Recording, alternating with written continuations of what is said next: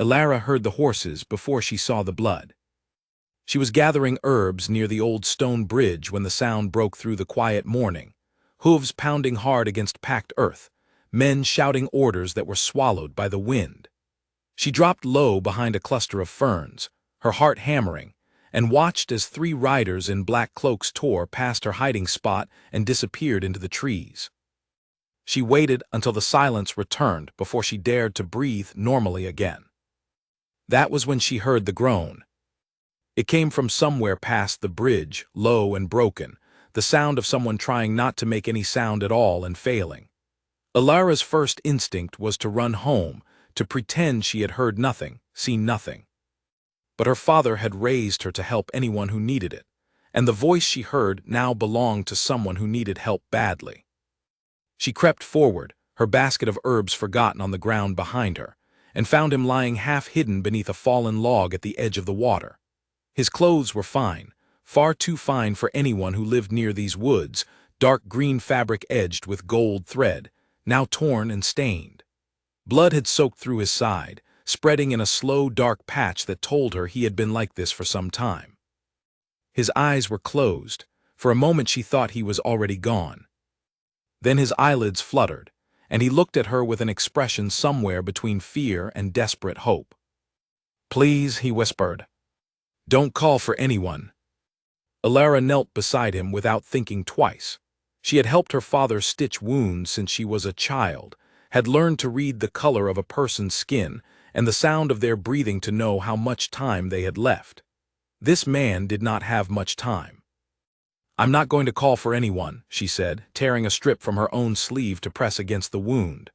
"I'm going to help you. Stay still."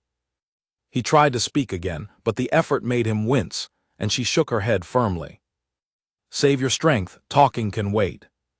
She worked quickly, pressing the cloth hard against the wound to slow the bleeding, checking his pulse at his wrist, listening to the uneven rhythm of his breath. His skin was pale and cold, and there was a bruise forming along his jaw, as though he had been struck before he was cut. Whoever had done this to him had wanted him to suffer before he died. The thought made her hands steady rather than shake. Anger did that to her sometimes, turned fear into focus. "We can't stay here," she said, half to herself. "Whoever did this might come back to make sure the job was finished." As if her words had summoned them, she heard the horses again, closer this time, circling back the way they had come. Ilara froze. The wounded man's eyes widened, and he tried to push himself up, but his strength gave out and he sank back down with a quiet, pained sound. "Go," he breathed, "leave me. You don't need to die for a stranger." "I'm not leaving anyone," she said, and there was no room for argument in her voice. She looked around quickly. The log he had fallen behind gave them some cover, but not enough if the riders came close. 20 paces away, a thick tangle of bramble bushes grew along the base of a low, rocky rise, hollow in the middle where animals had worn a path through the years. It would not hold against a real search, but it might hide them from a glance. She slid her arm under his shoulders and pulled him upright as gently as she could. But there was no way to move a grown man without causing him pain, and he bit back a groan that still escaped through his teeth. Together they staggered toward the brambles, every step slow and unsteady, his weight heavier against her with each passing moment. The hoofbeats grew louder. "Faster," she whispered, though she knew he could not go faster, not with a wound like that. They reached the hollow just as the riders broke through the tree line behind them. Ilara pulled him down into the gap between the rocks and the bushes, pressing her hand over his mouth before he could make a sound, holding her own breath as the horses slowed nearby. "He couldn't have gotten far," one voice said, "not with that wound." "Then find him," another answered. "The Duke doesn't get to live through this, not after what he knows." Ilara's blood ran cold. The Duke. She was hiding an actual Duke, someone important enough that men were willing to hunt him through the woods like an animal. She did not know which Duke, or from where, or what he supposedly knew that made him worth killing. All she knew was that if these men found them now, neither of them would live to see the sun set. The riders moved closer, their horses stepping carefully over the uneven ground. Alara could see one set of boots through a gap in the branches, close enough that she could have reached out and touched them. She held perfectly still, her arm aching from holding the man's head against her shoulder, willing her own heartbeat to slow. The boots paused. For a long, terrible moment, nothing moved. Alara was certain the man had heard something, that he was about to turn and look directly into the hollow where they hid. She began to plan, uselessly, hopelessly, what she might do if he did. There was nothing. She had no weapon beyond the small knife she carried for cutting roots, and even that felt like a child's toy against a trained soldier. Then the boots moved on. "Nothing here," the man called out. "He must have gone toward the river." The horses turned and thundered away, back toward the water, and Alara let out a breath so shaky it nearly became a sob. Beside her, the wounded man had gone very still, and for one panicked heartbeat she thought she had lost him. Then his chest rose again, shallow but steady, and relief washed through her so strong it nearly buckled her knees. "They're gone," she whispered, "for now." He opened his eyes slowly, focusing on her face as though seeing her clearly for the first time. "You should have left me," he said, his voice barely more than breath.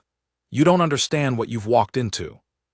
"Then explain it to me," Alara said, checking the wound again, relieved to see the bleeding had slowed with the pressure. "Once you're strong enough to talk without fainting." A ghost of a smile crossed his face, there and gone in an instant. "Stubborn," he murmured. "Alive," she corrected, "which is more than you'll be if I don't get you somewhere safer than a bush." She helped him sit up as much as his body would allow, studying their surroundings with new eyes now. The forest around them was thick and old, full of hiding places, but also full of open ground where riders could easily spot them if they knew where to look.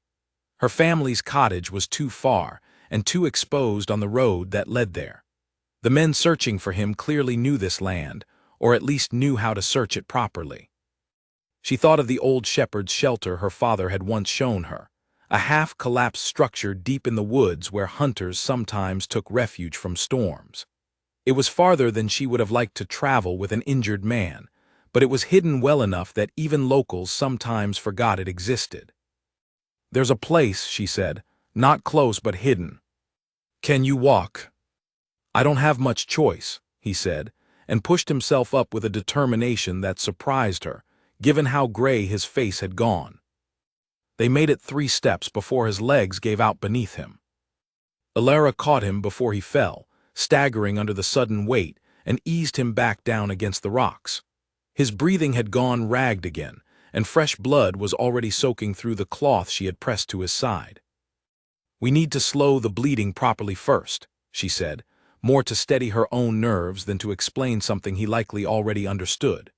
She tore another strip from her skirt this time, wrapping it tightly around his middle, tying it off as firmly as she dared without cutting off his breath entirely. "What's your name?" he asked suddenly, watching her work. "Alara." "Alara," he repeated, as though testing the shape of it. "I'm sorry to have brought this to your door." "You didn't bring it to my door," she said. "I found you in the woods, which means I get to decide whether I help or not, and I've already decided." He studied her for a long moment, something unreadable passing behind his eyes. "My name is Edmund," he said finally, "though where I come from people rarely use it." Before she could ask what he meant, a distant shout rose from somewhere near the river, followed by the clear, sharp sound of a horn. Alara's stomach dropped. "They've found something," she said. "Or someone," Edmund answered grimly. "We need to move." "Now." She helped him to his feet again, draping his arm over her shoulders, bracing herself against his weight as they began the slow, painful journey deeper into the trees. Every few steps he stumbled, and every stumble sent a fresh wave of pain across his face that he tried, and mostly failed, to hide from her. They had gone perhaps 100 paces when the arrow came. It whistled past close enough that Alara felt the air move against her cheek, and before she understood what was happening, a second one struck true, catching her across the top of her shoulder. Pain exploded bright and sharp, and she cried out despite herself, stumbling forward with Edmund still leaning against her.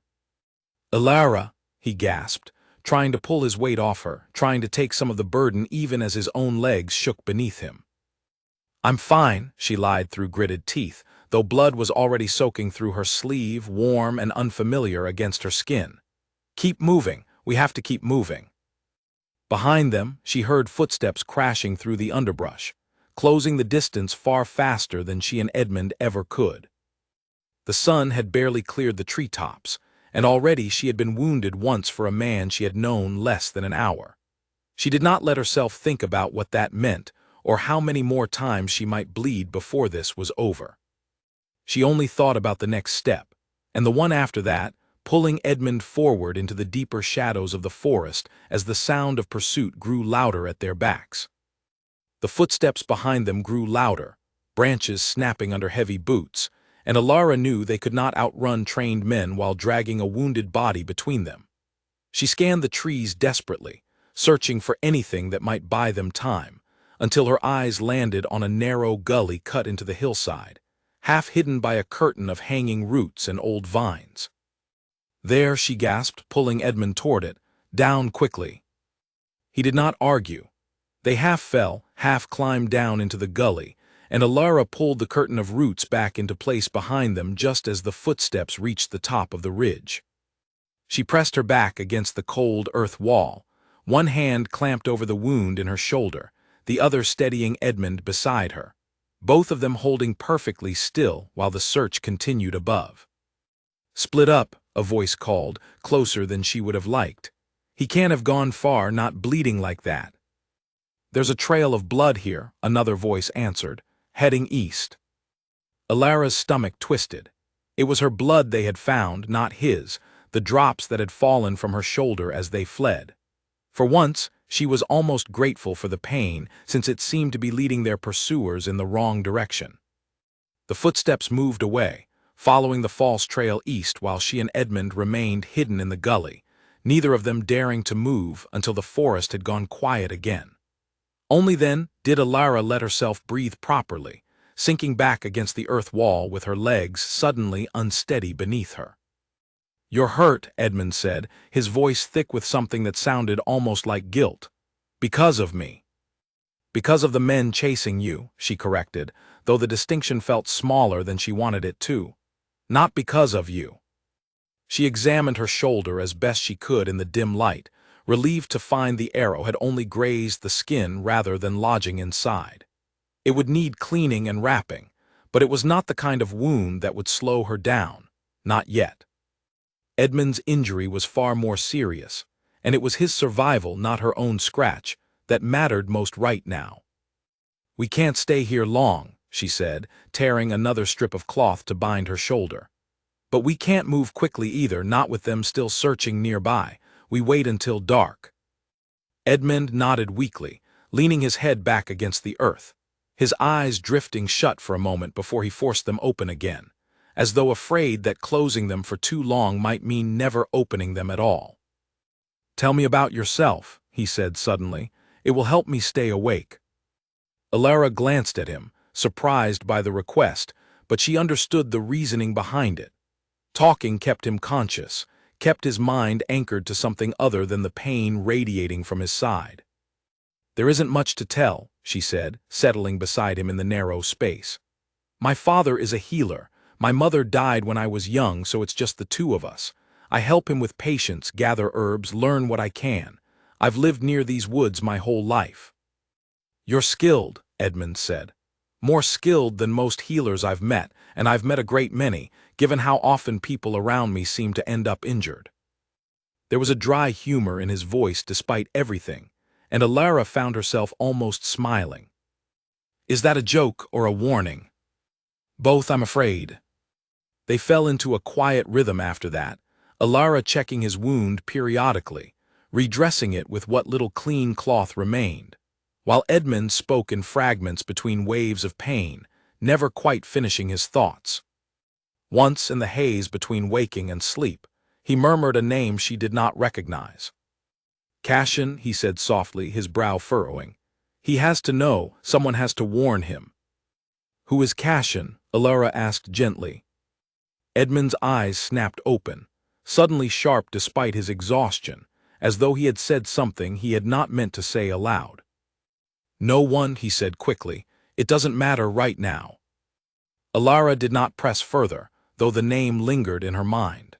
Whatever secrets Edmund carried, they were clearly tangled up in whatever had gotten him nearly killed, and she suspected the less she knew, the safer she might be.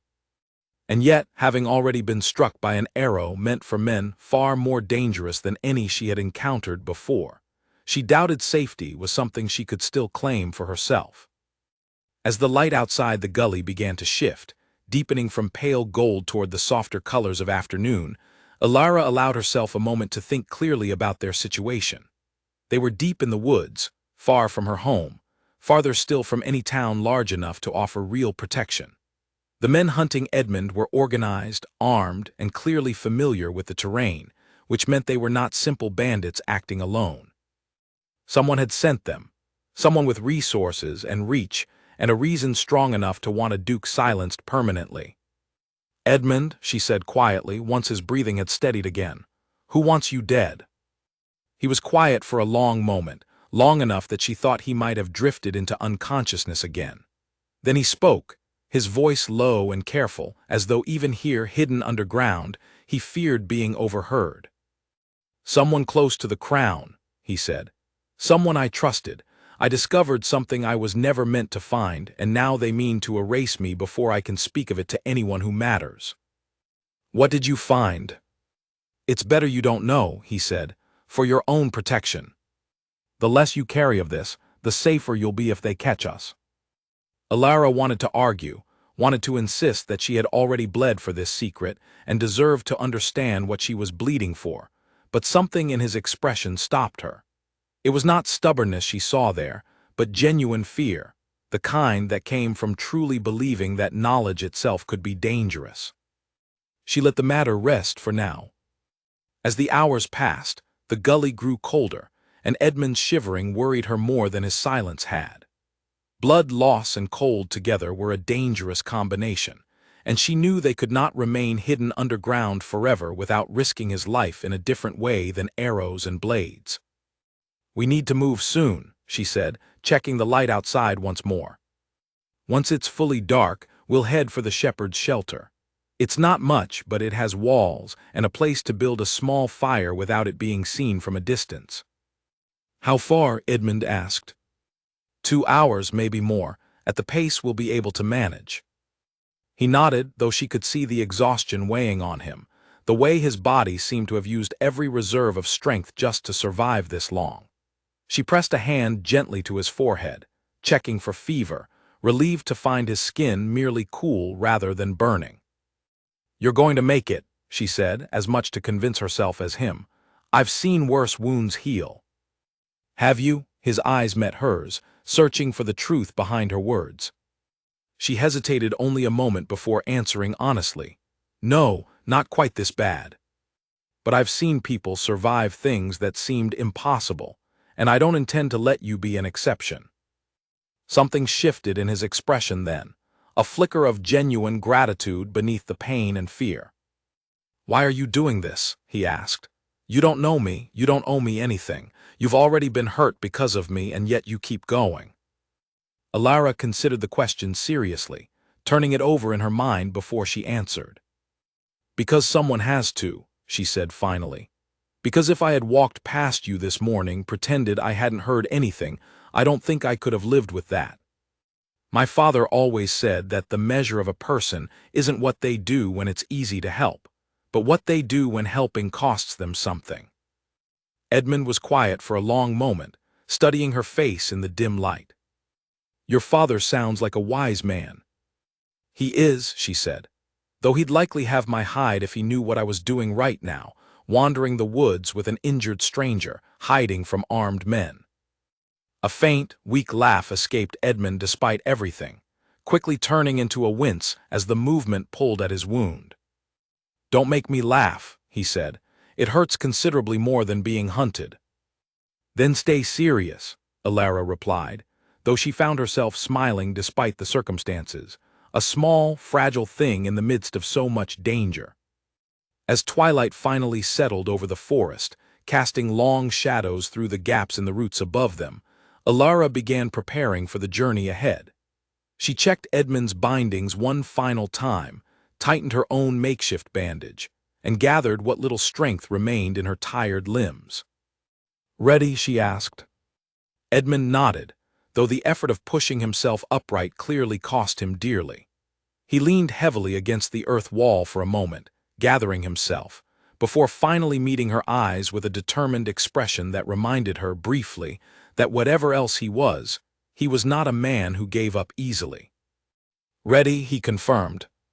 Together, they climbed out of the gully and into the deepening dusk, moving slowly and carefully toward the distant shelter that represented their only hope of surviving the night. Somewhere behind them, in the darkening woods, men were still searching, still determined to finish what they had started. Alara did not know how many more times she might be wounded before this was over. She only knew that she could not stop now, not when a man's life, and perhaps something far larger than either of them understood, depended on her getting him to safety. The forest swallowed them whole as they disappeared into the night, two figures moving carefully between the shadows, each step carrying them further from danger, and though neither of them yet realized it, further into a story that would soon reach far beyond these quiet woods.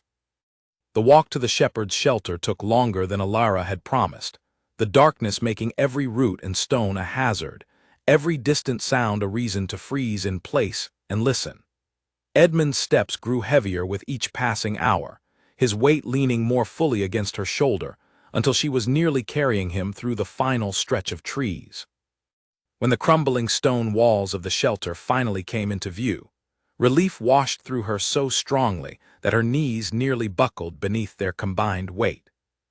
"Almost there," she whispered, though she was not certain if she was speaking to him or to herself. The shelter was small, built generations ago by shepherds who once grazed their flocks through these hills and long since abandoned.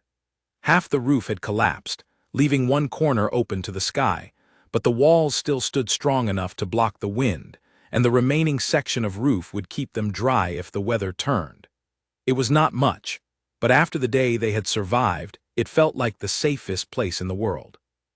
Alara eased Edmund down against the driest wall, checking his wound by the last traces of moonlight filtering through the gaps in the stone. The bleeding had slowed to a worrying trickle rather than stopped entirely, and his skin had taken on a pallor that made her chest tighten with fear. "I need to build a fire," she said. "Just a small one, low enough that it won't be seen from a distance. You need warmth, and I need light to clean this properly." Edmund nodded weakly, his eyes half closed, too exhausted to argue even if he had wanted to.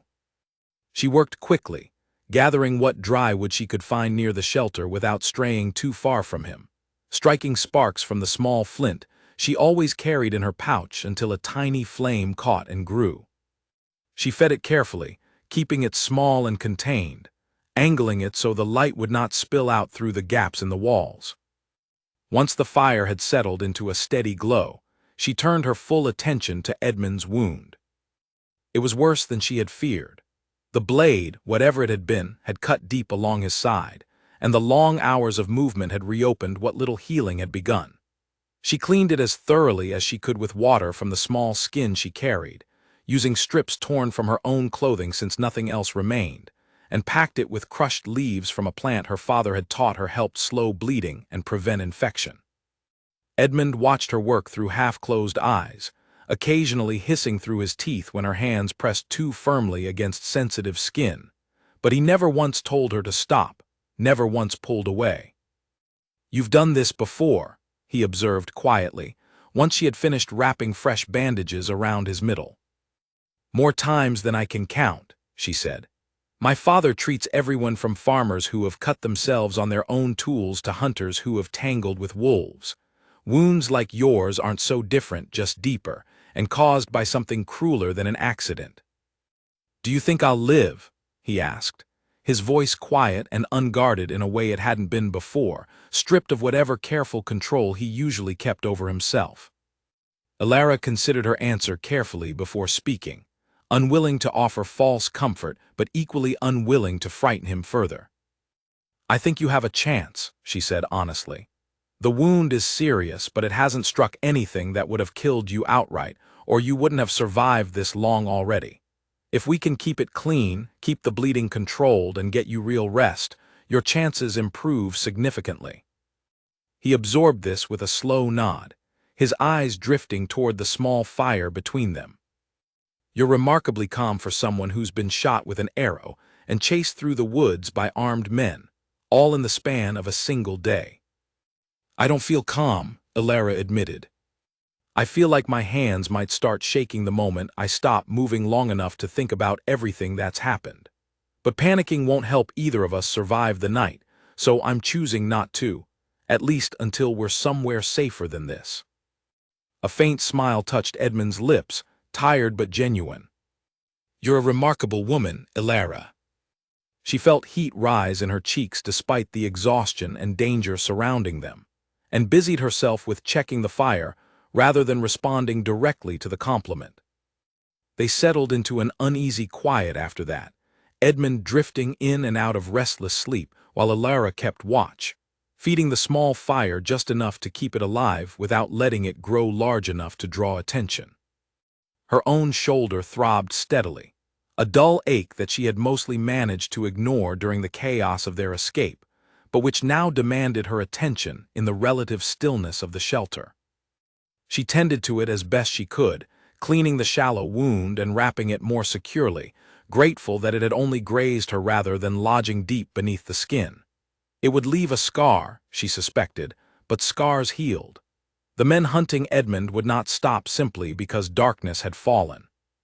Sometime past midnight, a sound outside the shelter jolted her fully alert, her hand instinctively reaching for the small knife at her belt. She held perfectly still, listening, until she identified the sound as nothing more than a fox moving through the underbrush, its small paws rustling dry leaves. She released a breath she hadn't realized she was holding and forced her tense shoulders to relax. Beside her, Edmund stirred at the movement, his eyes opening slowly. "Everything all right?" he murmured, still half caught in exhaustion. "Just a fox," she said. "Go back to sleep, I'll keep watch." "You should rest too," he said. "You've been wounded as well and you haven't stopped moving all day." "I'll rest once I know you're stable," she replied. "Someone needs to stay alert and you're in no condition to do it." He didn't argue further, though the concern in his expression lingered even as his eyes drifted shut again. Elara found herself studying his face in the dim firelight, noting details she hadn't had time to observe during their frantic escape. He was younger than she had first assumed, perhaps only a handful of years older than herself, though the weight of whatever burden he carried made him seem older in other ways. There was kindness in his features too, softened now by exhaustion and pain, but present nonetheless in the way he had worried about her well-being even while fighting for his own survival. She wondered, not for the first time, what secret could possibly be worth so much bloodshed. What had he discovered that made someone willing to hunt a duke through the woods like common prey? The night stretched on slowly, marked only by the crackle of the small fire and the distant sounds of the forest settling into its natural rhythms. Elara kept watch as promised, her mind drifting occasionally toward home, toward her father who would surely be worried by now, wondering why she hadn't returned from gathering herbs. She had no way to send word to him, no way to explain where she was or why, and the thought of his worry added another weight to the already heavy burden she carried. Near dawn, Edmund's fever finally broke, his skin cooling from the concerning warmth that had carried through the night into something closer to normal. Elara felt a wave of relief so strong it nearly brought tears to her eyes, though she quickly blinked them away, unwilling to let exhaustion and fear overcome the careful composure she had maintained throughout the long night. He woke properly as the first gray light of morning began filtering through the gaps in the shelter's walls, his eyes clearer than they had been since she first found him. "How do you feel?" she asked, checking his wound once more, relieved to find the bleeding had finally stopped entirely, the edges beginning the slow work of knitting themselves back together. "Better," he said, and seemed genuinely surprised by the admission. "Sore and weak, but better." "That's good," she said. "Very good." He studied her carefully in the morning light, taking in the dark circles beneath her eyes, the bandage wrapped around her shoulder, the exhaustion evident in every line of her posture. "You haven't slept at all," he said. "It wasn't a question." "There will be time for sleep later," she said, "once we're somewhere truly safe." "Alara," his voice carried a seriousness that made her pause and meet his eyes directly. "I need you to understand something. The men hunting me won't stop searching. Not until they're certain I'm dead or until they're stopped themselves. If we're found, if I'm caught, they won't simply kill me. They'll kill anyone who helped me too, to ensure no witnesses remain who might carry word of what I know." The warning settled heavily in her chest, though it didn't surprise her. She had understood the danger from the moment she first saw the black-cloaked riders tearing through the forest. "I understand the risk," she said steadily. "I chose to help you knowing that risk existed. I'm not going to abandon that choice now simply because you've reminded me of the danger. You're either the bravest person I've ever met or the most foolish," Edmund said, though there was no judgment in his voice, only a kind of wondering admiration. "Perhaps a bit of both," she replied. They shared a small meal from the dried provisions. Alara always carried in her satchel simple bread and dried fruit that felt like a feast after the ordeal of the previous day. Edmund ate slowly, his strength still limited, but the color continued returning to his face with each passing hour, and Alara allowed herself to hope that the worst danger to his life, at least from his injuries, had passed. The danger from his pursuers, however, remained very much alive. "We need a plan," Alara said, once they had both eaten and rested as much as their circumstances allowed. "We can't stay hidden in these woods forever. Eventually they'll expand their search, and eventually we'll run out of places to hide." Edmund nodded slowly, clearly turning the problem over in his mind despite his weakened state. "There's a garrison 2 days' travel from here," he said finally. "Loyal men, soldiers who would recognize me and understand the danger I'm in. If we can reach them, they can provide real protection and a way to get word to those who need to hear what I've discovered." 2 days, Alara repeated, glancing at his wound, uncertain whether his body could survive such a journey so soon after nearly bleeding to death. "Can you manage that distance?" "I don't have a choice," he said grimly, "and neither, I'm afraid, do you not anymore. You're already tangled in this as deeply as I am." The truth of his words settled over her like a heavy blanket. Whatever happened next, there was no path that led back to her old life. Not entirely, not until whatever danger Edmund carried had been resolved one way or another.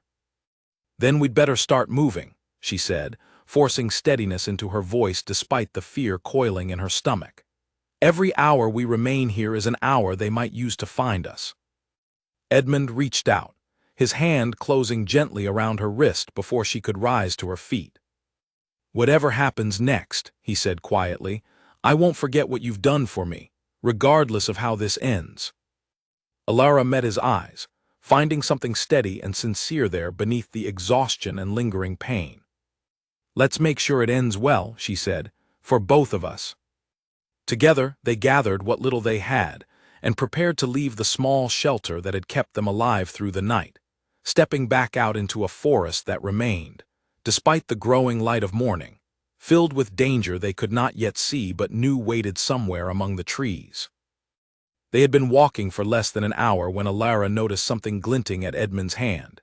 Catching the early morning light each time he shifted his grip on the walking staff she had cut for him from a fallen branch. She had been too focused on his wounds and their escape to notice it before, but now, in the calmer pace of their journey, it caught her attention properly for the first time. A ring, heavy gold, set with a dark red stone, and etched with a crest she did not recognize but instinctively understood belonged to someone of great importance. "That ring," she said carefully, "it's not simple jewelry, is it?" Edmund glanced down at his hand as though he had forgotten it was there, his expression shifting into something guarded. "No," he admitted, "it isn't." "You told me your name was Edmund," she said slowly, piecing together fragments from the previous day, the way the riders had spoken of a duke, the fine clothing he wore even now beneath the dirt and blood, the careful way he spoke as though every word had been trained into him since childhood. But that's not all of it, is it? He was quiet for a long moment, weighing something in his mind before finally answering. Edmund Asheville, he said. Duke of Asheville, though the title has felt more like a burden than an honor these past few days. Alara stopped walking entirely, staring at him with something between disbelief and dawning understanding. A duke, she repeated. I've been hiding a duke in a shepherd's shelter.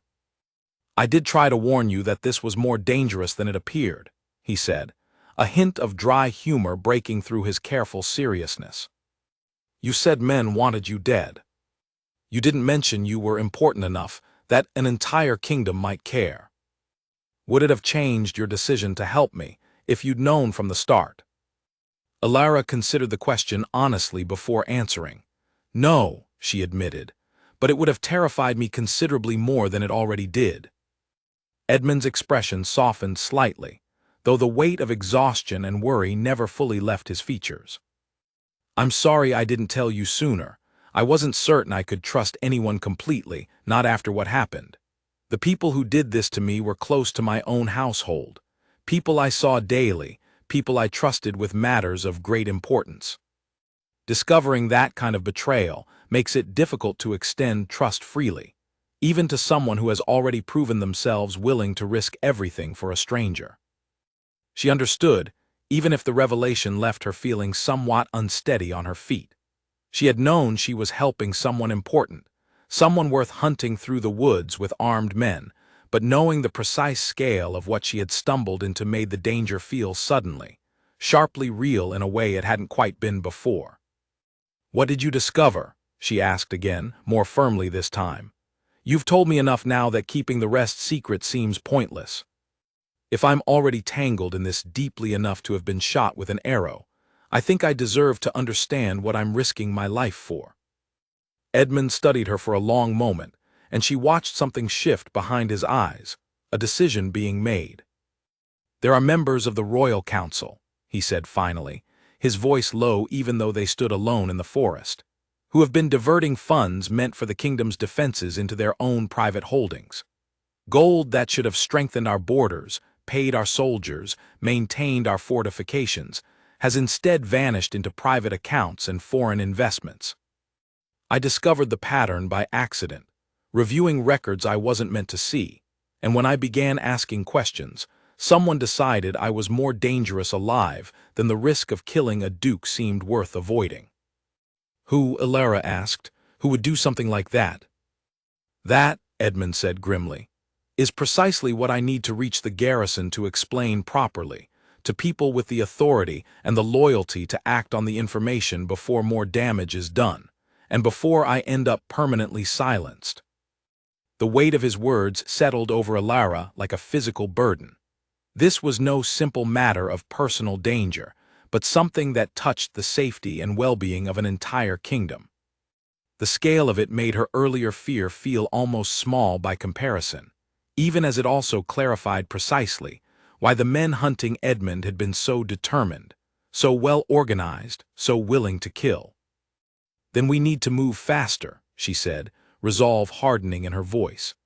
Every hour we delay is another hour they might use to cover their tracks, or worse, another hour they might use to find us.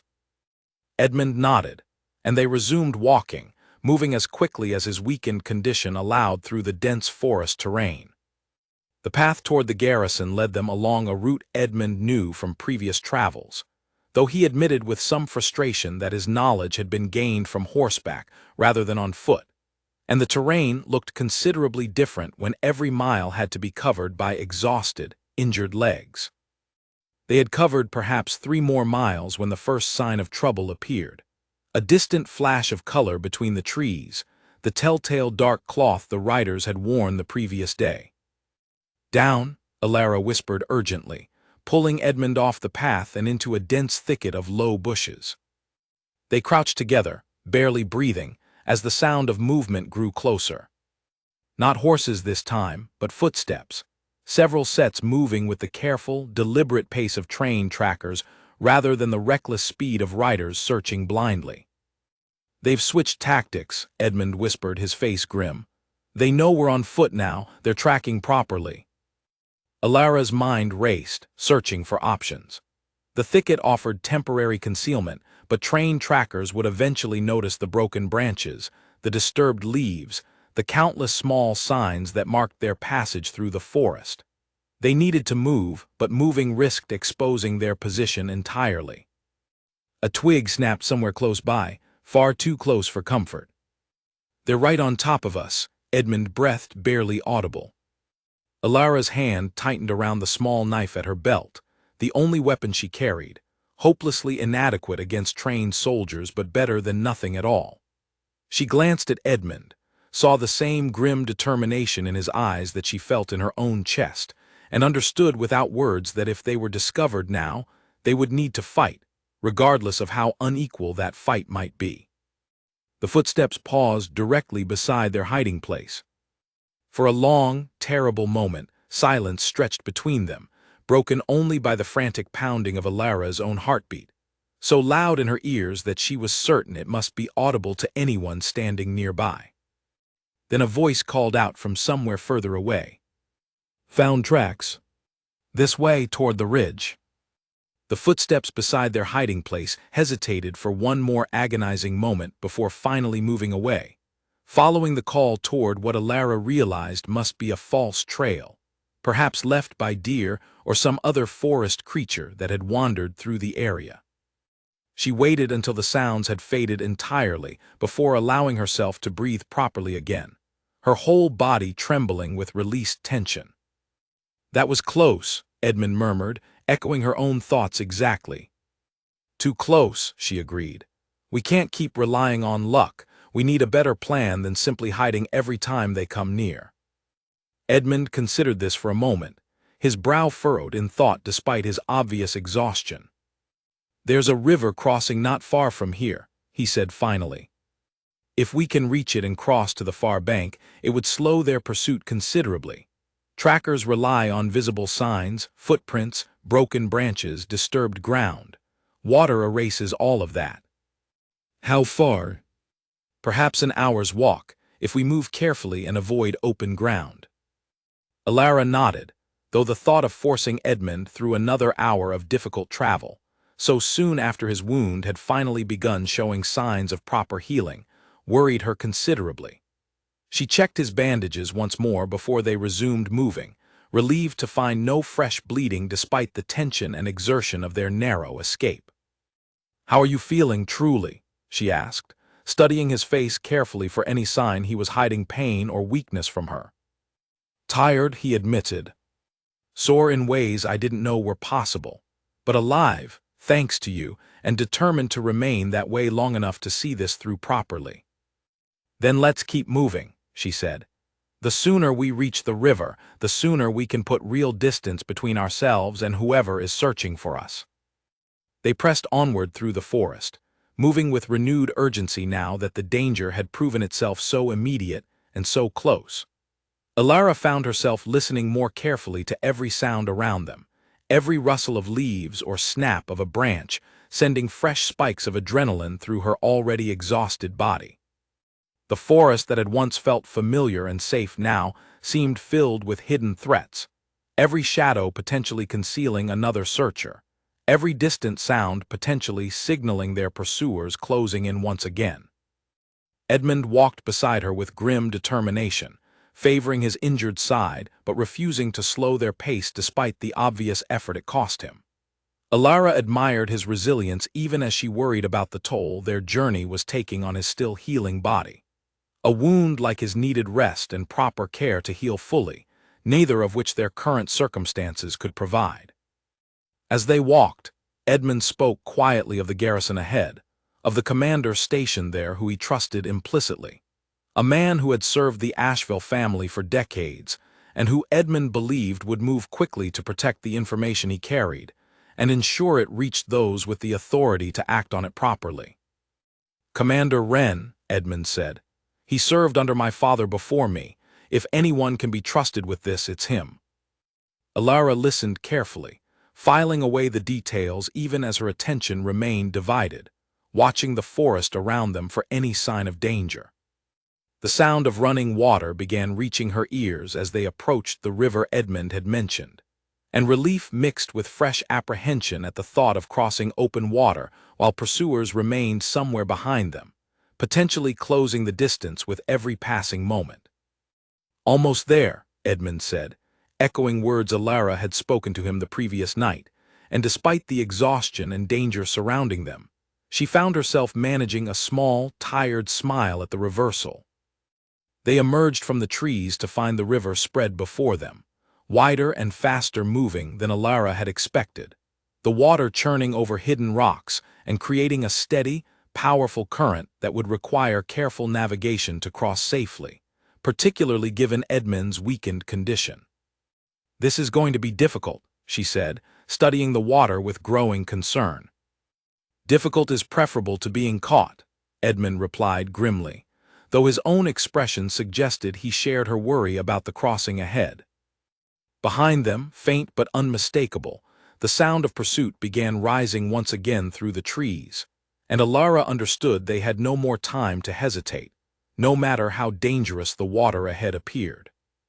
The river roared louder as they approached its edge, the water churning white where it broke over submerged rocks, carrying fallen branches downstream at a pace that made Alara's stomach tighten with apprehension. Crossing here in Edmund's weakened state carried real danger, but the alternative, remaining on this bank while armed pursuers closed the distance behind them, offered no danger at all, only certainty. "We go together," Alara said, gripping Edmund's arm firmly. "If the current pulls at you, don't fight it alone. Let me help steady you." He nodded, his jaw set with the same grim determination that had carried him through every trial since she had found him bleeding in the underbrush the previous morning. They stepped into the water together, the cold shocking against Alara's already exhausted body, the current immediately tugging at her skirts and threatening to unbalance her with every step across the uneven riverbed. She kept one hand locked around Edmund's arm, the other reaching for handholds among the rocks whenever the current grew too strong to manage through footing alone. Halfway across, the water reached her waist, and Edmund stumbled, his weakened leg giving out beneath the force of the current. Alara caught him before he could be swept downstream, bracing her own feet against a submerged rock and hauling him upright with strength she did not know she possessed until that exact moment. "Almost there," she gasped, though her arms already burned with the effort of supporting his weight against the relentless pull of the water. Behind them, shouts erupted from the riverbank they had just left, and Alara's blood ran cold as she glanced back to see three figures emerging from the tree line, bows already raised. "Move," she screamed, dragging Edmund forward with everything she had left. An arrow struck the water beside them with a sharp splash, followed immediately by another that whistled past close enough to make Alara flinch. She pushed forward desperately, half carrying Edmund now as the current fought against every step, the far bank still agonizingly distant. The third arrow found its mark. Pain exploded across Alara's side as the arrow grazed deep along her ribs, and she cried out, stumbling in the water, only her grip on Edmund's arm keeping her upright as the current threatened to sweep her feet out from beneath her entirely. "Alara," Edmund's voice was sharp with panic, his own exhaustion momentarily forgotten as he steadied her against his own weakened frame. "You're hit." "Keep moving," she gritted out through clenched teeth, the pain sharp and immediate but not, she judged through the haze of adrenaline deep enough to stop her from continuing. "We have to reach the bank." Together, wounded and exhausted, they staggered the remaining distance across the river, each step a battle against both the current and their own failing strength. Another arrow struck the water just behind them as they finally reached the shallows on the far bank, and Alara pulled Edmund up onto solid ground with the last reserves of strength her trembling arms could summon. They collapsed together in the mud at the river's edge, both gasping for breath, both bleeding, both alive despite everything the day had thrown against them. "They won't cross easily," Edmund managed between ragged breaths, glancing back at the far bank where their pursuers had paused at the water's edge, clearly weighing the risk of following into the fast current. Not without losing time finding a safer crossing point. "That buys us some distance," Alara said, though the effort of speaking sent fresh waves of pain radiating from the wound along her ribs. "Not much, but something." She forced herself to sit up despite the pain, examining her injury with hands that shook from exhaustion and adrenaline rather than fear. The arrow had grazed deep enough to draw significant blood, though it had not lodged in her flesh, a small mercy amid the chaos of their crossing. Edmund, despite his own exhaustion and pain, pulled himself upright and moved to examine her wound properly, his hand surprisingly steady despite everything his own body had endured. "Let me help," he said quietly. "You've spent every moment since we met tending to my injuries. Allow me to return the favor, at least this once." Alara wanted to argue, wanted to insist that she was fine, that his own strength should be conserved rather than spent on her, but the genuine concern in his expression stopped the protest before it could leave her lips. She nodded instead, allowing him to tear a strip from what remained of his own shirt and press it firmly against the wound along her ribs. "This is going to need proper cleaning," he said, his voice carrying the same careful, focused tone she had used when tending his own injuries. "But it should hold for now, until we can find somewhere safer to rest." "You're a quick student," she said, managing a weak smile despite the pain. "I had an excellent teacher," he replied, and for a moment, despite the danger and exhaustion surrounding them both, something warm passed between them, a recognition of everything they had already survived together, and everything they still hoped to survive in the hours ahead. They rested only briefly on the riverbank, unwilling to linger longer than necessary despite their combined exhaustion, both understanding that their pursuers would soon find another crossing point and resume the chase with renewed determination. Edmund helped Alara to her feet, steadying her as she found her balance despite the pain radiating from her side, and together they moved deeper into the trees on the far bank, putting as much distance as possible between themselves and the river before the daylight began fading entirely. As dusk settled over the forest once more, they found themselves near a small clearing where the remains of an old shepherd's hut stood, weathered but still structurally sound, tucked against a low rocky outcrop that offered some protection from the wind, and more importantly from view. "We should rest here," Alara said, studying the hut with the careful assessment of someone who had spent the past 2 days evaluating every possible shelter for safety and defensibility. "Neither of us can continue much further tonight, not without risking our wounds reopening entirely, or worse." Edmund did not argue, his own exhaustion evident in every line of his posture as they made their way toward the hut. Inside, they found simple but serviceable shelter, a small hearth long unused but still functional, and enough space for both of them to rest properly for the first time since their ordeal had begun. As Alara settled onto the packed earth floor, the adrenaline that had carried her through the harrowing river crossing finally began to fade, leaving exhaustion and pain in its wake. She pressed a hand gingerly against the wound along her ribs, wincing at the tenderness that remained despite Edmund's careful bandaging. "2 wounds in 2 days, she murmured, half to herself. "My father would have quite a lot to say about my choices lately." "Your father," Edmund said thoughtfully, settling against the wall beside her with careful movements that betrayed his own lingering pain, "sounds like he raised a daughter of remarkable courage." "Or remarkable foolishness," Alara replied, though the exhaustion in her voice softened whatever bite the words might otherwise have carried. "I don't think those are as different as people often believe," Edmund said quietly. "Sometimes courage looks exactly like foolishness, right up until the moment it saves someone's life." Alara considered his words in the growing darkness, the small hearth between them casting flickering shadows across the hut's weathered walls. Despite the pain, despite the exhaustion, despite the very real danger that continued pursuing them through the forest, she found herself grateful, in some strange and unexpected way, for the circumstances that had led her to this moment, tending to a wounded duke in a forgotten shepherd's hut, further from home than she had ever traveled, and yet somehow exactly where she needed to be.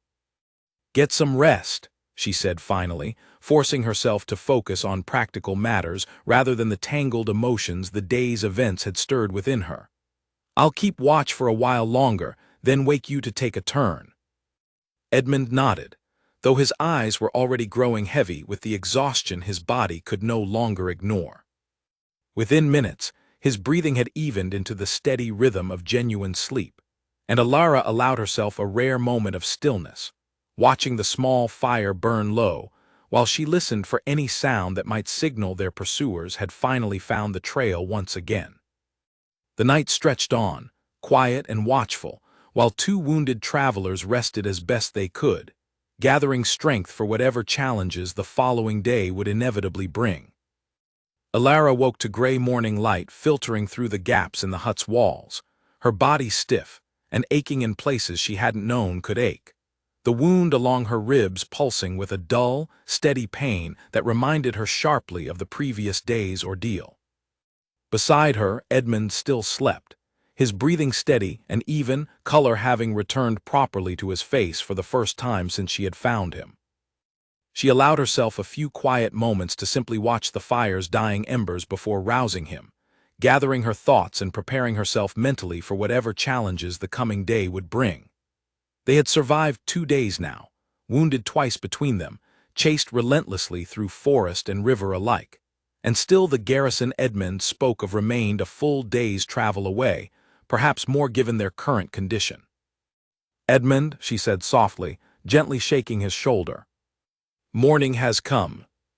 He stirred slowly, his eyes opening with the disoriented confusion of someone pulled abruptly from deep sleep, before recognition settled over his features and he pushed himself upright with a low groan. "How long did I sleep?" he asked, glancing toward the pale light outside. "Through the whole night," Alara said. "I let you rest as long as I dared. Your body needed it even if our circumstances didn't allow for proper rest."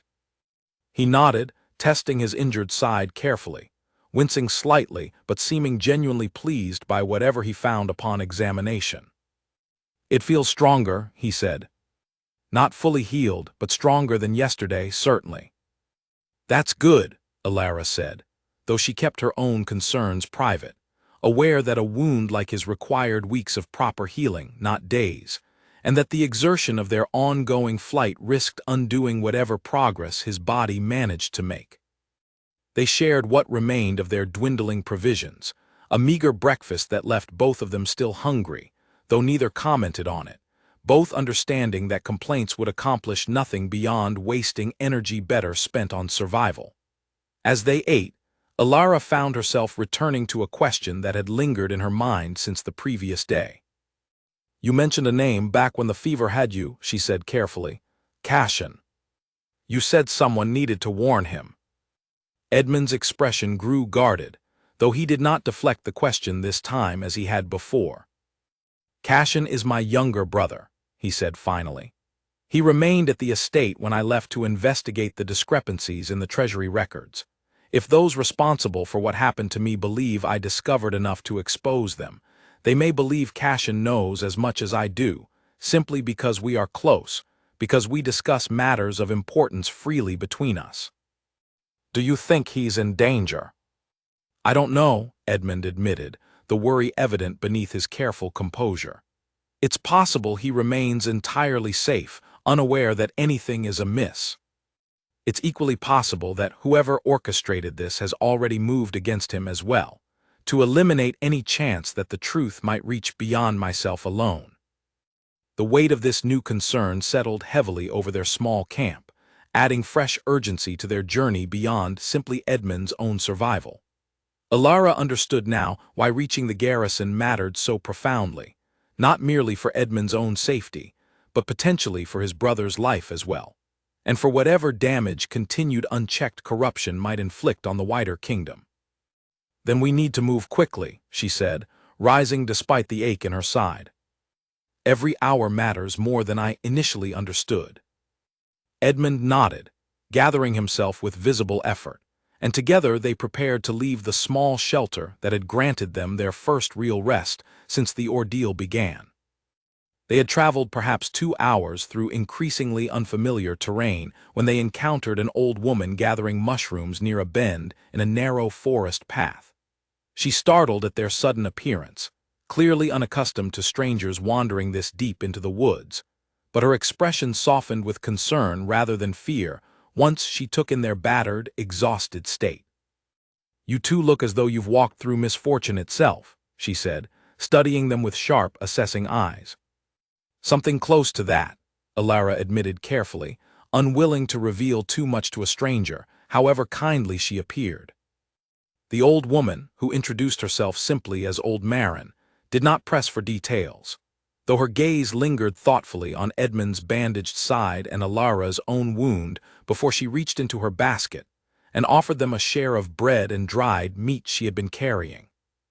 "You'll need strength for wherever you're headed," she said simply. "The forest doesn't forgive weakness, whatever troubles chase you through it." Alara accepted the offering gratefully, murmuring thanks that felt inadequate for such unexpected kindness. Edmund, despite his exhaustion, managed a warm smile of genuine gratitude as well. "You've saved us more than you know," he said. Old Marin simply nodded, her expression carrying the quiet wisdom of someone who had lived long enough in these woods to understand that not every stranger's story needed explaining to deserve compassion. "There's a garrison 2 ridges over," she said, pointing with a weathered hand toward the eastern horizon. "If that's where fate is steering you, follow the deer trail past the Twin Oaks. It cuts ours from the main road." Alara exchanged a surprised glance with Edmund, grateful beyond words for the unexpected guidance that would shorten their already exhausting journey. "Thank you," Alara said sincerely. "We won't forget this kindness." Old Marin simply waved a dismissive hand, already turning back toward her mushroom gathering, as though the encounter had been entirely unremarkable. "Go on now," she said. "Whatever's chasing you won't wait for pleasantries." They followed her directions gratefully, the shortcut cutting valuable time from their journey even as it led them through terrain more treacherous than the main roads would have offered. Steep inclines and narrow paths that tested both their remaining strength and their wounded bodies severely. As they climbed a particularly steep ridge, Edmund paused to catch his breath, leaning heavily against a nearby tree, his face pale with exertion. "Are you all right?" Alara asked, concern immediate and genuine. "I will be," he said, though the strain in his voice suggested otherwise. "I simply need a moment." She studied him carefully, noting the sheen of sweat on his forehead despite the cool forest air, the slight tremor in his hands that spoke of a body pushed beyond its current limits. "We can rest," she said. "The garrison won't disappear if we take a few minutes to recover properly." "No," Edmund said firmly, straightening despite his obvious discomfort. "Every moment we delay is a moment they might use to close the distance behind us, or worse, to reach the garrison first and corrupt whatever protection we hope to find there." Alara understood his reasoning, even as it worried her deeply. They had already pushed their wounded bodies further than seemed reasonable, and the strain was beginning to show in ways that concerned her as a healer even more than as his companion through this ordeal. "Just a short rest," she insisted. "Long enough to eat something more, to drink water, to let your body recover slightly before we continue. Pushing yourself to collapse won't get either of us to the garrison any faster." Edmund considered her words, and finally, reluctantly, nodded his agreement. They rested for perhaps 20 minutes, sharing the food Old Marin had provided, drinking from a small stream that crossed their path, allowing their bodies brief respite from the relentless exertion of the past days. When they resumed walking, Edmund's step seemed steadier, his color slightly improved, though Alara remained watchful, aware that his reserves of strength were being tested more severely than any healthy body should endure. As afternoon light began slanting golden through the trees, they crested the final ridge Old Marin had directed them toward, and in the distance, nestled within a wide valley, the unmistakable shape of a fortified garrison came into view, its walls gray stone, its banners visible even from this distance, bearing colors Edmund recognized immediately. "That's it," he breathed, relief evident in every line of his exhausted face. "That's Commander Wren's garrison." Alara felt her own relief wash through her, powerful and immediate, at the sight of what represented, finally, real safety after days of relentless danger and flight. "We're close," she said. "We're actually close." But even as hope rose within her, a distant sound reached her ears, one that immediately extinguished whatever relief she had begun to feel. Hoofbeats, multiple riders, approaching from somewhere behind them with speed that suggested they had finally, despite every precaution, been found once again. Edmund's expression darkened, his hand instinctively moving to grip Alara's arm as they both turned to face the sound of approaching danger. "They found us," he said grimly. "So close to safety, and they found us." Alara's heart pounded as she scanned their surroundings desperately, searching for any advantage, any path forward that might carry them the remaining distance to the garrison before their pursuers finally caught them entirely. "We run," she said, her voice steady despite the fear coiling tight in her chest. "We run for the garrison and we don't stop no matter what happens." Edmund met her eyes, and in that shared glance passed an unspoken understanding of everything that remained at stake, not just their own lives, but whatever truth Edmund carried, whatever danger threatened his brother, whatever corruption continued unchecked within the kingdom's own council.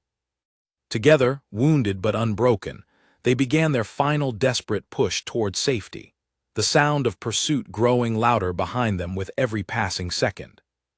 They ran, driven by adrenaline and desperation more than any remaining physical strength, down the steep slope of the ridge toward the valley where the garrison stood, its walls tantalizingly close, and yet still agonizingly far given the condition of their exhausted bodies.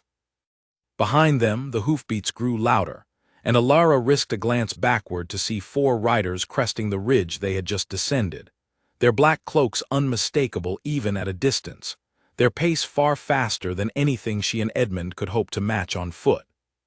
"They're gaining," she gasped, pulling Edmund forward as his steps began faltering with exhaustion. "Keep going," he urged, though his own voice carried the same ragged desperation hers did. "The garrison has a bell. If we can get close enough, they'll see us, they'll sound the alarm."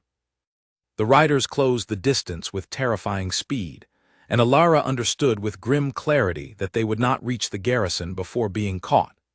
She scanned the terrain desperately, searching for anything that might offer even momentary advantage, any obstacle that might slow riders on horseback more than it would slow 2 people on foot. A narrow ravine cut across the valley ahead of them, too steep and rocky for horses to cross easily, but passable barely for someone willing to scramble down one side and up the other. "There," she said, pointing. "The ravine, horses can't follow us through it." They changed direction, angling toward the ravine even as the riders behind them shouted, clearly understanding the strategy and pushing their mounts to close the distance before their prey could escape into terrain that would neutralize their advantage.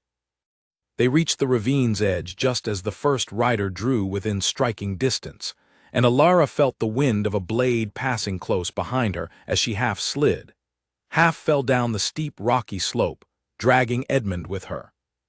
Pain flared sharp across her forearm, where jagged rock tore through fabric and skin alike, a shallow but stinging wound that joined the growing collection marking her body's sacrifice throughout this desperate journey. "Alara!" Edmund's voice carried genuine alarm as he caught himself against the ravine wall, watching blood well up along her arm. "I'm fine," she said, though the words came through gritted teeth. "Keep moving." They scrambled along the ravine floor, using the narrow, rocky terrain as cover, while the riders above searched frantically for a way to follow, their horses unable to navigate the treacherous slopes that Alara and Edmund managed, however painfully, on foot. But their reprieve proved brief. Ahead, where the ravine widened enough for horses to descend carefully, 2 more riders appeared, having circled around to cut off their escape from the opposite direction. "They've flanked us," Edmund said grimly, pulling Alara back against the ravine wall as the riders approached from both directions now, closing the trap they had unknowingly walked into. Alara's mind raced, searching desperately for any option beyond simply standing and facing men far better armed and trained than either of them could hope to match. But the ravine offered no further escape, its steep walls rising on either side, the riders closing from both ends with grim, determined purpose. Duke Asheville, one of the riders called out, dismounting smoothly despite the difficult terrain, a blade already drawn and gleaming in the afternoon light. "You've led us on quite a chase. It ends here." "I won't make this easy for you," Edmund said, his voice steady despite the obvious fear and exhaustion weighing on him, positioning himself protectively between Alara and the approaching threat. "Brave words from a man who can barely stand," the rider sneered, advancing slowly, clearly confident in the outcome given their exhausted, wounded state against his own uninjured strength. Alara's hand found the small knife at her belt, the same inadequate weapon she had carried since this ordeal began, and she gripped it firmly despite knowing how little chance it offered against trained soldiers with real blades. The rider lunged toward Edmund, and Alara moved without conscious thought, throwing herself between them, her knife catching the edge of his strike and deflecting it just enough that the blade caught her shoulder instead of finding a more vital target on Edmund's already wounded body. Pain exploded white-hot through her, and she stumbled backward, her vision briefly swimming with the shock of it. "Alara!" Edmund's scream tore through the chaos, raw with fear and fury combined. She had taken her third wound protecting him, and even through the haze of pain, some distant part of her mind noted the count with a strange, detached clarity. Edmund moved then, something desperate and fierce overtaking his exhaustion as he seized a fallen branch from the ravine floor and swung it with surprising force against the attacking rider, driving him back several steps despite his own weakened condition. The remaining riders closed in from both directions, and what followed became a chaotic blur of motion and desperation, Edmund fighting with everything his injured body could summon, Alara struggling upright despite her wound to defend herself against a second attacker who had dismounted to finish what his companion had started. She managed to avoid the worst of his first strike, but his second caught her across the leg, a burning line of pain that buckled her knee and sent her crashing to the rocky ground. 4 wounds now marked her body, each one earned in defense of a man she had known for barely 3 days, and yet who had somehow, through shared danger and shared survival, become someone whose life mattered to her as deeply as her own. "Stay down," the attacker growled, raising his blade for what was clearly meant to be a finishing blow. Alara rolled desperately, the movement sending fresh agony through every wound she carried, narrowly avoiding the strike that instead caught her across the side, a 5th wound joining the others, deep enough to steal the breath from her lungs entirely. Through the haze of pain, she heard Edmund's voice, no longer merely defensive but filled with a fury she hadn't imagined he possessed, and she watched, vision swimming, as he drove his own attacker back with a desperation born from watching her fall, from understanding exactly how much she had sacrificed to protect him throughout this entire ordeal. "Enough!" Edmund roared, and something in his voice, some authority that spoke of command and desperation combined, seemed to give even his hardened attacker momentary pause. In that pause, a new sound reached them all. A bell, ringing loud and urgent from the garrison in the distance, followed immediately by shouts and the thunder of many hooves approaching at speed. The attackers froze, understanding immediately what the sound meant, and Alara, even through her pain and rapidly fading consciousness, felt a fragile spark of hope ignite within her chest. "Garrison soldiers," Edmund gasped, his own strength clearly failing even as relief flooded his exhausted features. "They saw us. They're coming." The riders who had hunted them so relentlessly exchanged desperate glances before turning and fleeing back up the ravine, scrambling toward their horses with the frantic haste of men who understood their advantage, had just evaporated entirely. Edmund did not chase them. Instead, he dropped immediately to Alara's side, his hands trembling as he assessed the extent of her wounds, his face ashen with horror at what he found. "Alara," he said, his voice breaking. "Alara, stay with me, please." She tried to respond, tried to reassure him with the same steady confidence she had offered throughout their journey. But the words came out as barely more than a whisper, her vision narrowing at the edges as the accumulated toll of 5 wounds finally overwhelmed her remaining strength. "You're going to be all right," Edmund said, tearing strips from his own clothing with desperate urgency, pressing them against her wounds with hands that shook despite his obvious effort to remain steady. "You saved my life more times than I can count these past days. I won't let you lose yours now, not after everything." The sound of approaching soldiers grew louder, closer, and Edmund raised his voice, calling out with whatever strength remained in his exhausted body, directing them toward the ravine where he knelt beside the woman who had given everything, wound after wound, to keep him alive. "Here," he shouted. "We're here, she needs help immediately." Alara felt herself slipping toward unconsciousness, the pain and exhaustion finally claiming the last of her strength. But even as darkness gathered at the edges of her awareness, she felt Edmund's hand gripping hers tightly, his voice continuing to call for help, refusing to let her go, refusing to accept anything less than her survival after everything they had endured together. The last thing she registered before darkness claimed her entirely was the sound of soldiers arriving, their voices sharp with alarm, and Edmund's desperate words carrying above the chaos. "Please," he said, his voice raw with fear and something that had grown, somewhere across these desperate days, into far more than simple gratitude. "Please, don't let her die." Alara woke to softness beneath her, a real bed, real blankets, and sunlight streaming warm through an actual glass window, rather than the broken gaps of a forgotten shepherd's shelter. For a long, disoriented moment, she could not understand where she was, her mind still tangled in fragments of pain, running water, and the ravine's cold stone walls.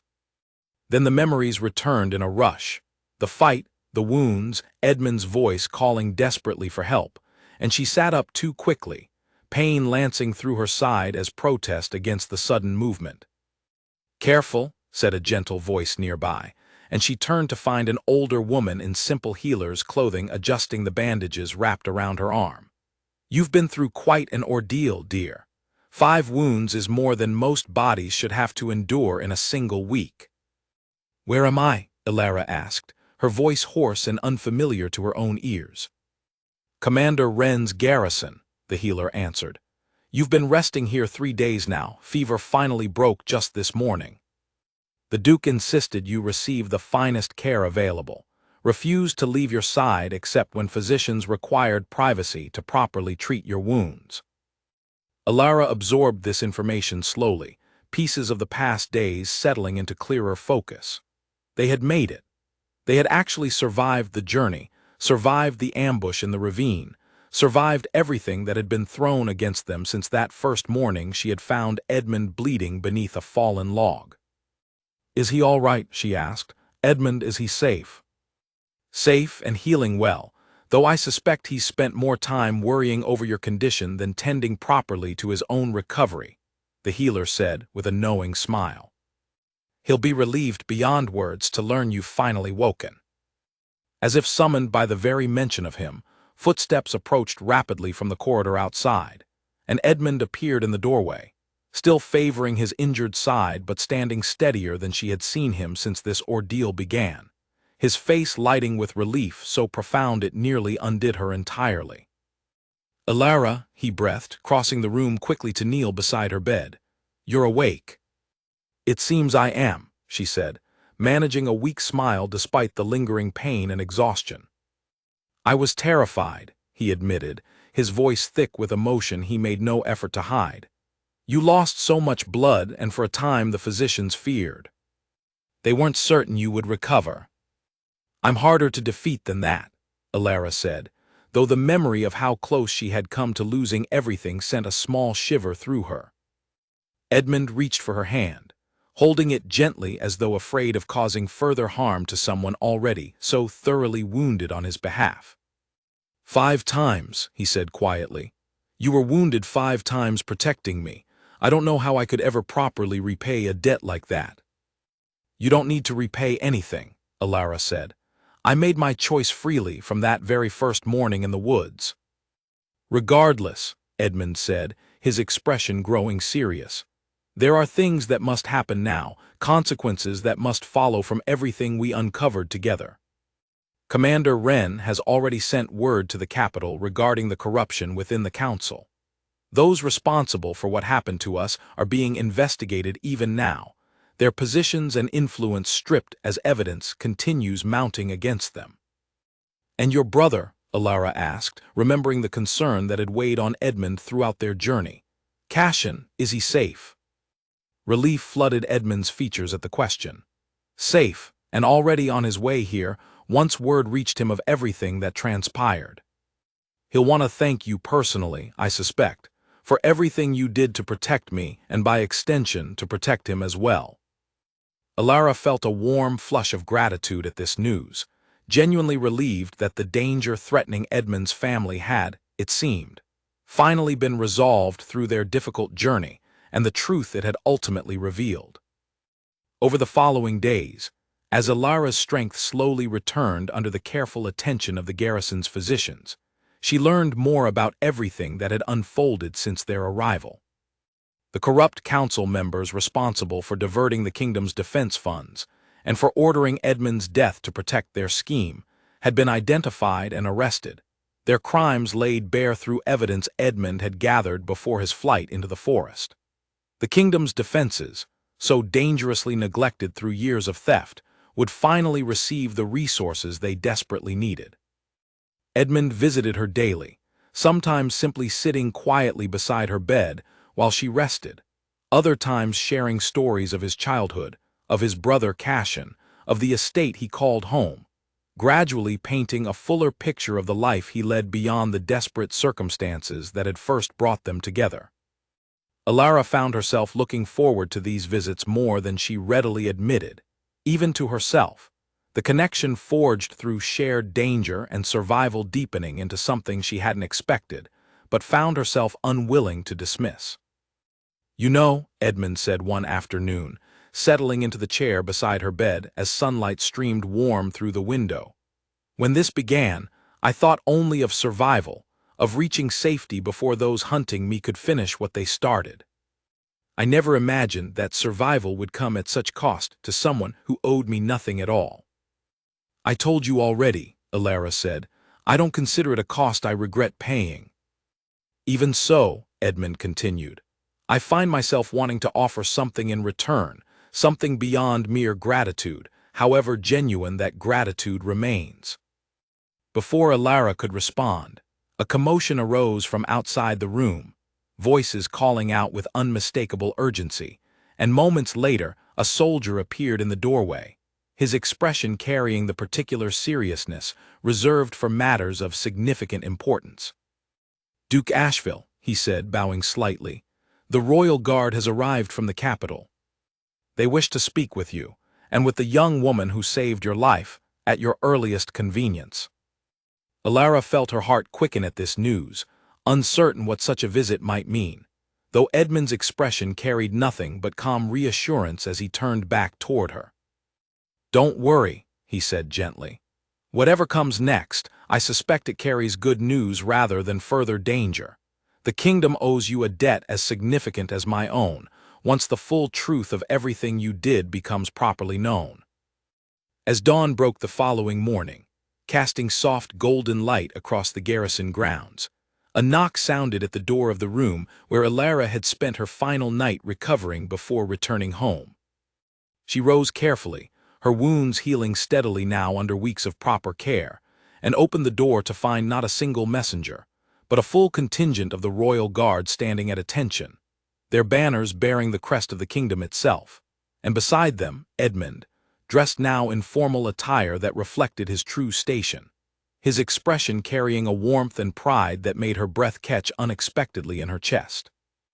"Alara," he said, stepping forward, "the kingdom wishes to formally recognize what you did, the courage you showed, the sacrifices you made, wounded 5 times in defense of a stranger who has since become someone I hold in the highest regard imaginable.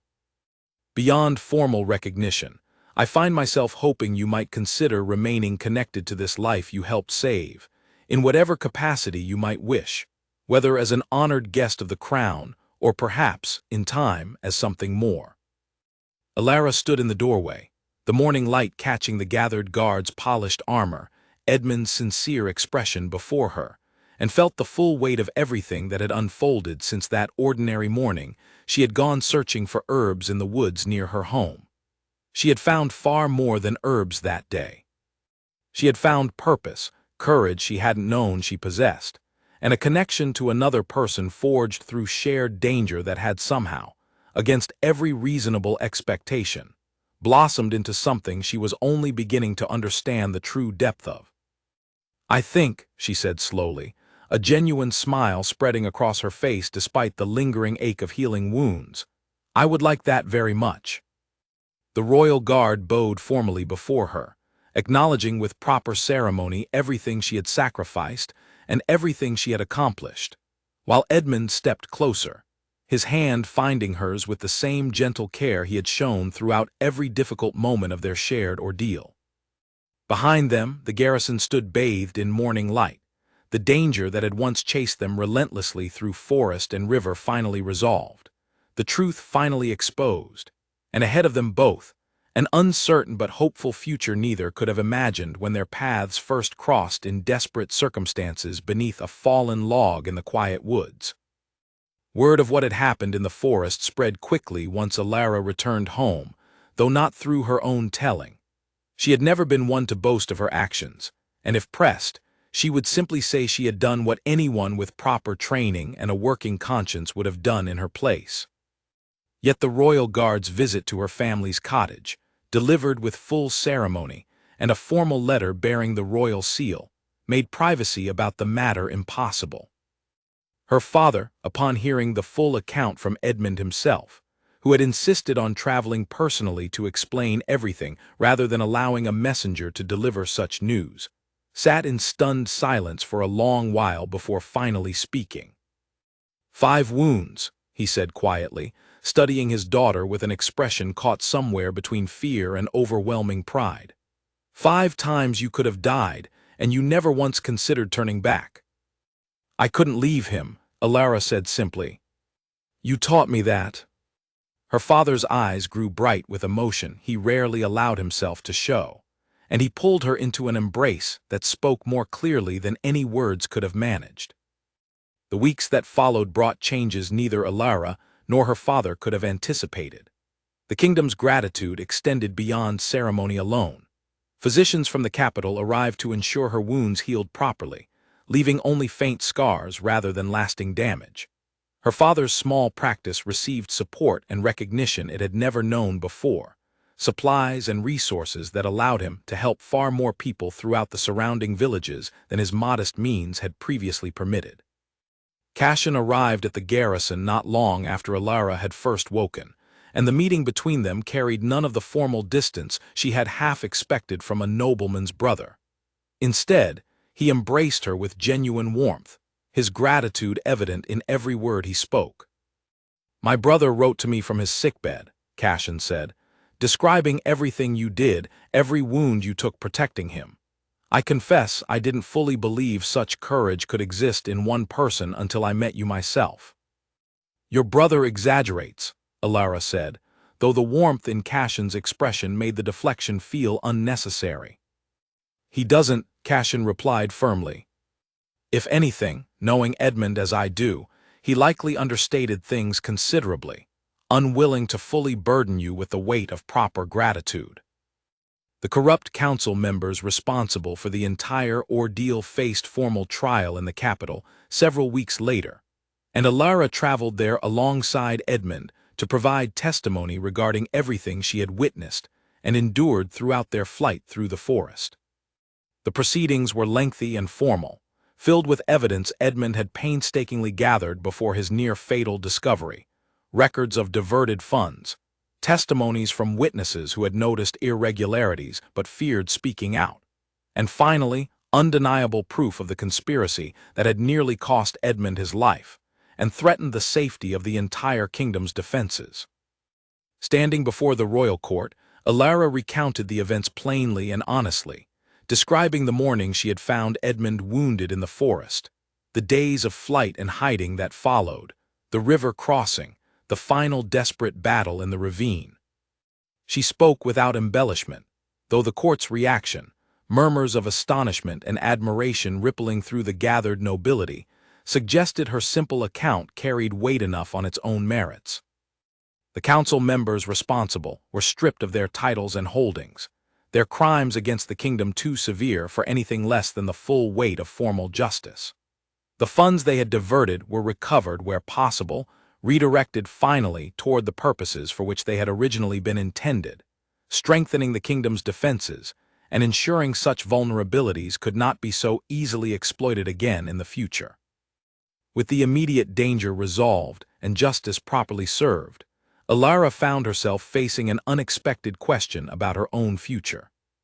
The life she had known before that fateful morning in the woods, gathering herbs, assisting her father's modest practice, living quietly at the edge of the forest, no longer felt like the only path available to her. The kingdom had offered recognition, resources, and opportunities she had never imagined possible, and Edmund, throughout the weeks following their ordeal, had made clear through both words and actions that he hoped she might choose to remain connected to the life that had so unexpectedly intertwined with her own. "I won't pressure you," he told her one evening, as they walked together through the gardens of his family's estate, the setting sun casting long golden shadows across manicured paths far removed from the wild forest terrain where their story had begun. "Whatever you choose, whether you wish to return to your quiet life near the woods, or whether you might consider something entirely different, the choice remains entirely your own. You've already given more than anyone could reasonably ask. I won't compound that by asking you to sacrifice your own wishes for mine." Alara considered his words seriously, walking in comfortable silence beside him for several long moments before finally responding. "I've thought about this a great deal," she said. "About what I want beyond simply returning to the life I knew before. And I find that life, quiet as it was, no longer feels like enough. Not after everything I've experienced, everything I've learned about myself and what I'm capable of when it truly matters." "What is it you want, then?" Edmund asked, his voice carrying careful hope beneath genuine uncertainty about her answer.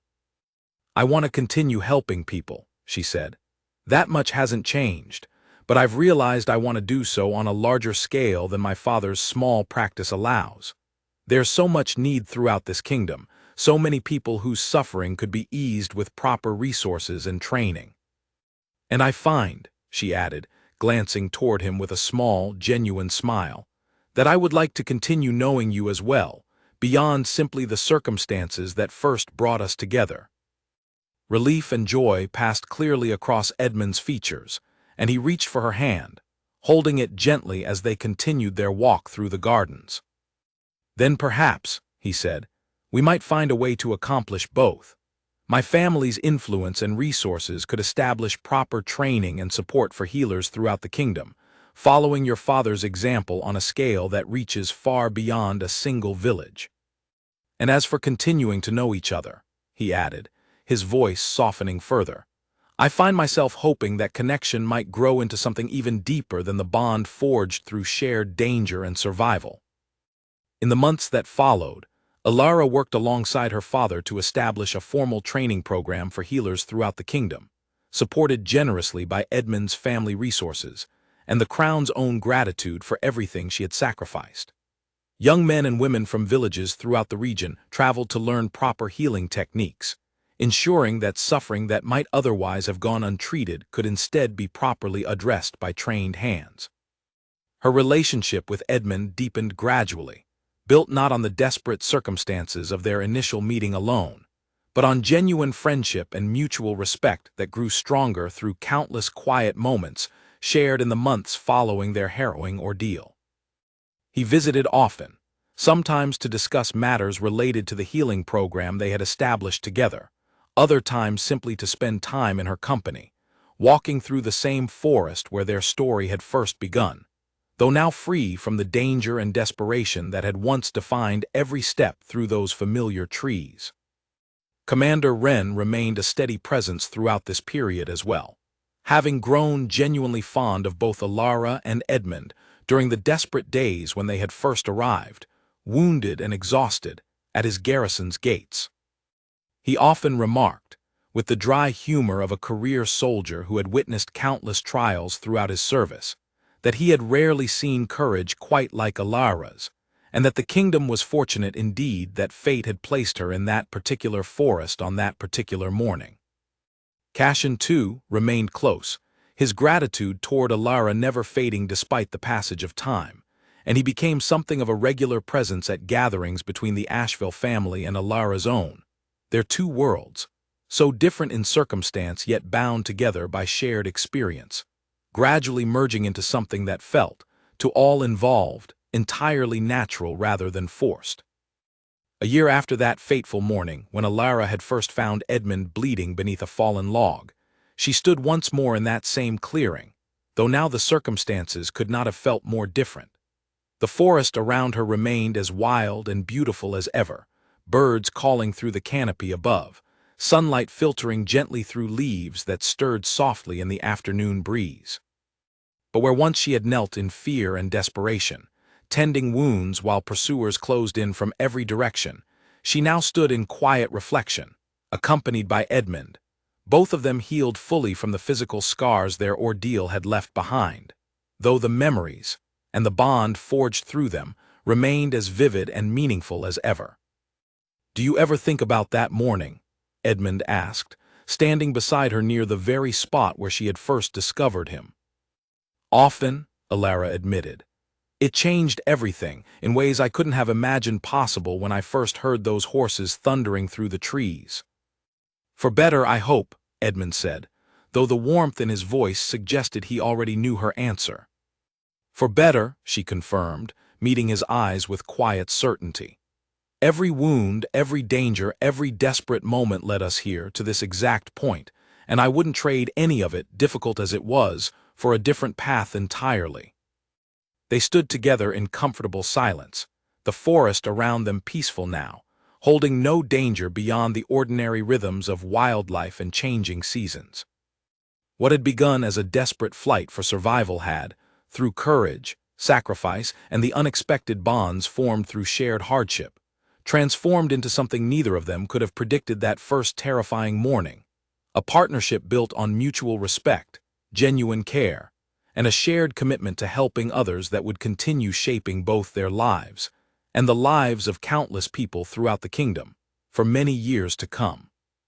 The girl who had once been wounded 5 times saving a stranger in the woods had become something far greater than either of them could have imagined that first desperate morning, a symbol of courage and compassion whose story would be remembered and retold throughout the kingdom for generations. A reminder that sometimes the greatest acts of heroism begin not with grand ambition, but with the simple, unwavering decision to help someone in need, regardless of the cost.